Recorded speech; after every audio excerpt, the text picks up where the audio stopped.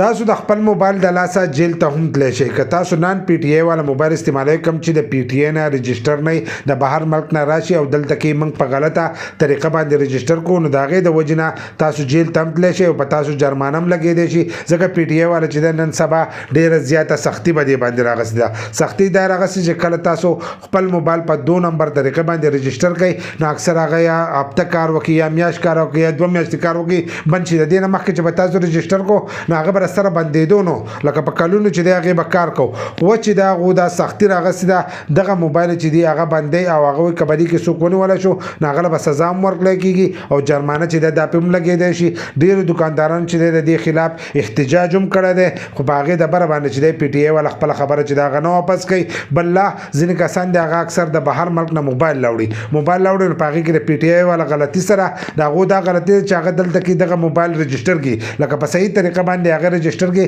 په لکاو روپۍ په هغې باندې بندې کړي. لکه موبایل چې رجسټر کوي نو هغه ټیکس یې د موبایل د نوي مقدار خو د هغې ټیکس دی نو کله چې تا هغه ټیکس جمع کړې او دلته یې رجسټر کړې نو اکثر دغه موبایل چې دی هغه راپسې دوباره بند کړي ځکه په دې کې داسې افسران ناست دي چې هغه 2 نمبر کار کوي ستاسو دغه موبایل رجسټر کړي او دوباره یې راپسې بند کړي. نو کله چې ورته ته ایمیل وکړې نو غلطي خو دې نه منې خو د هغه طرفه چې دی هغه غلطي وم منلی شي ځکه چې تا له پې 15 نمبر چې دی دا ازادي کړي وایي دا 15 نمبر چې دی دا پې ته چلولی شي باقي 15 نمبر دا باقي نمبر چې دی دا پې ته نشي چلولی نو بیا پې دا 15 نمبر ولې کولاوهي چې تا دا دغه وکړو چې دا نمبر چې دی دا نه موبایل چې دی دا نه دی رجسټر شوی نو بیا خو په هغه 15 نمبر چې دی دا مه کولاوه چې 15 نمبر پې کولاوهي چې تا ومنله چې دې سړي دا دغه جمع کړی دی نو بیا مکمل کولاوېده چې دی دا دې له پکار دي. نو په هغې کوم ځینې داسې ګڼکاپان دي چې د خلکو سره ګڼکاپي کوي خو نه تاسو له هم پکار دي چې رجسټر موبایل چې دی دا اخلئ که دغه شانتې نان پی ټی آی والا موبایل تاسو اخلئ نو د هغې نه وروسته چې دی تاسو ته مسلې چې دی دا هم جوړېدی شي